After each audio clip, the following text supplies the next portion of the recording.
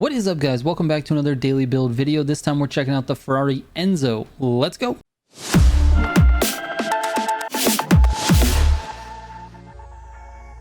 Real quick before I get into the video, if you're looking for any of my Motorfest tunes or my Need for Speed Heat builds, I've moved everything to my website. It's militiagamingco.com. There's links in the main navigation menu for Need for Speed Heat builds and Motorfest Pro settings, so click those if you're looking for that. The link to the site is actually in the description of this video.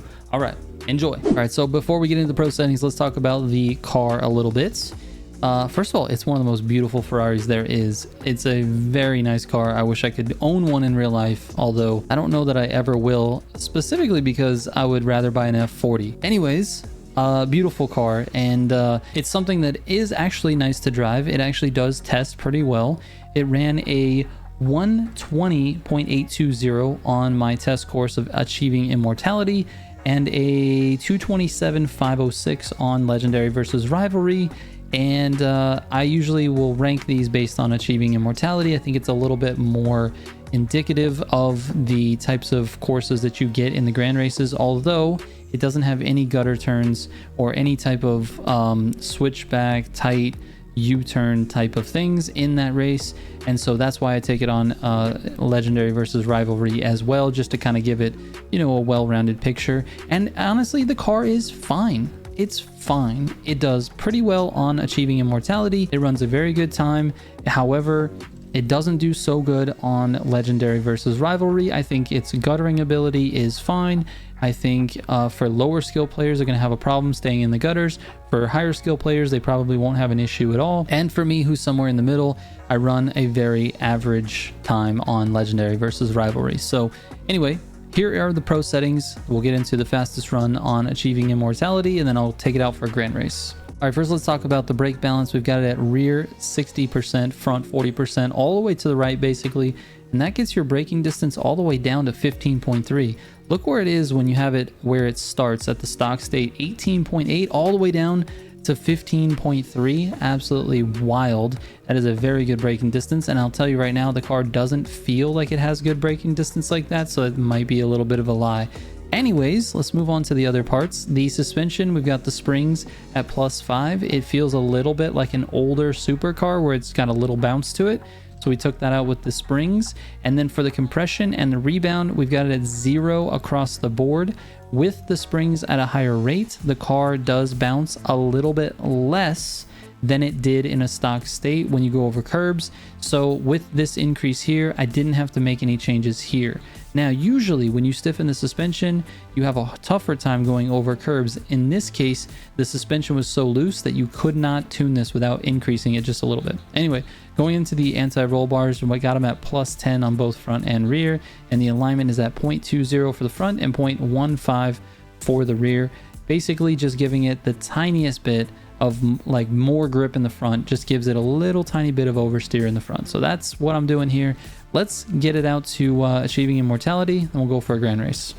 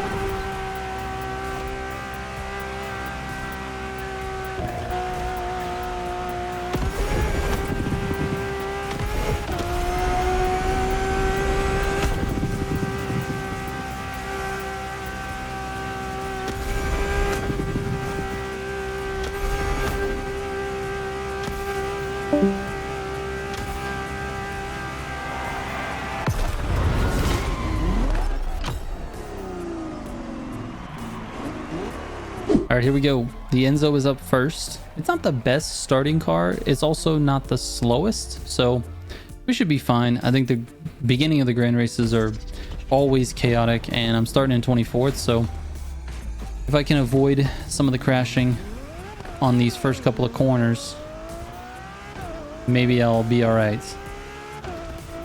On the outside of this guy.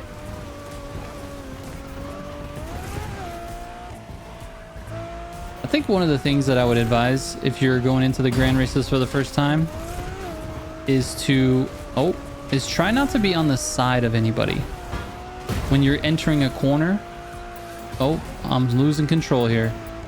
Oh my god, why are you pushing outward, dude? What exactly were you doing?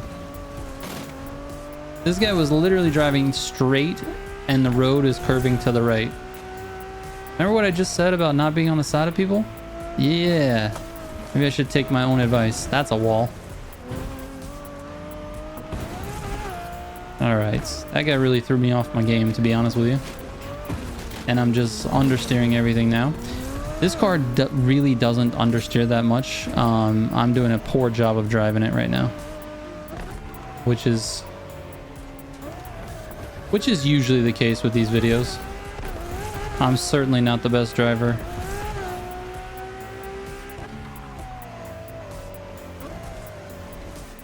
See this poor excuse for a gutter turn I just made? Uphill gutters. Not my favorite, not my specialty.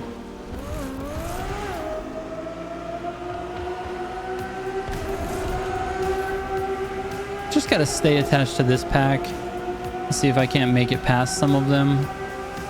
Oh my goodness, there's some uncontrollable things happening here.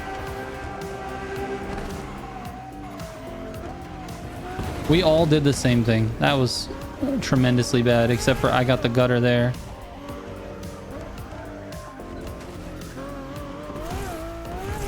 I came out smelling like roses because of that one gutter turn. That is nice, dude. Anyways, the Enzo is fine. Like I said. Now let's see if we can go get ourselves a win. Maybe not. The first two guys are slipping and they're gonna get away here on this corner. Because now we're in high speed sections and I've got no slipstream, so let's see what happens. Maybe one of them makes a mistake. Or they don't drive it as fast as I drive it. I don't know. Let's see. We're gonna burst all this NOS to try to keep up with them. We just need to get slipstream from one of them. We're about to enter some of those sections where... Oh. Hey, was that a wall tap? What was that? Alright, here we go. Let's see if we can do this.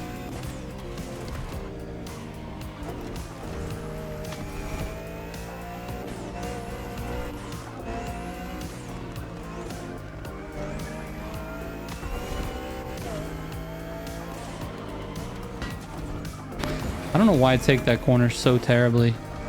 It looks so much easier than it is. Alright, they are about to get away right now.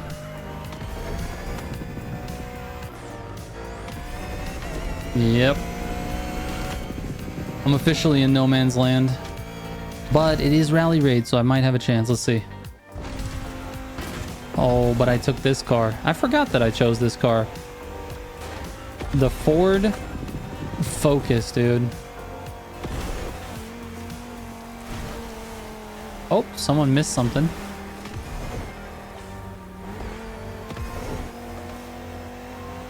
It's all right. Now I've got myself a slipstream partner, and we might be able to try to catch this number one guy. Oh, this thing is a little floaty. A little floaty. I haven't used this in a while. I don't know why I picked this for the video. I don't know. Just felt like using something different, to be honest with you.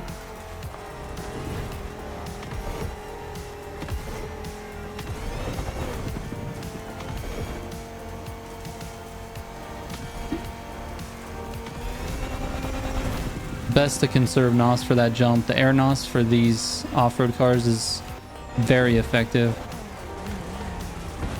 Third gear for this one. dip down into these bushes, and then make the turn.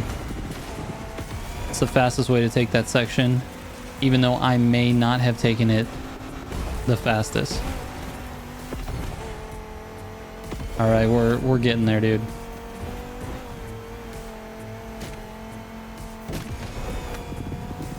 We just got to stay away from canoes. What? Oh my god, I just drove right over them. Oh, a little slippage. All right, third place has a nice slipstream on me, and he's in a Z4. My guess is he'll probably pass, and it's probably better if he passes before we get to the final straight, which is where he's going now. And then we can ride the slip, save our NOS. Oh, we both did the same thing, dude. We did the same thing. Dude, that was hilarious. Oh, Mashi, whatever your name is, Mash. That's too much. That's too many words in a row that I can't say. Too many letters in a row that I can't say, dude. Shout out to this guy for doing the same thing that I did. We both lost control. If we were in rally cars, we would have taken that no problem, but I totally forgot that I was in a rally raid vehicle. Anyway, the Enzo Ferrari feels fine, and that's kind of the tone of this video, is that it is fine. It's not great, it's not bad. It tests really well on achieving immortality, and I think that that's not really telling the entire picture of the car. I think it's a little bit slippy in the rear end, which is fine, gives it some oversteer. You definitely need that in certain situations, but yeah, it is what it is, man. Enjoy the Enzo, and enjoy the new Summit we've got coming out in just a couple days. I'll have some Summit focused cars coming up in the next 2 days, so pay attention for those videos. I will catch you on the next one. Trigger out.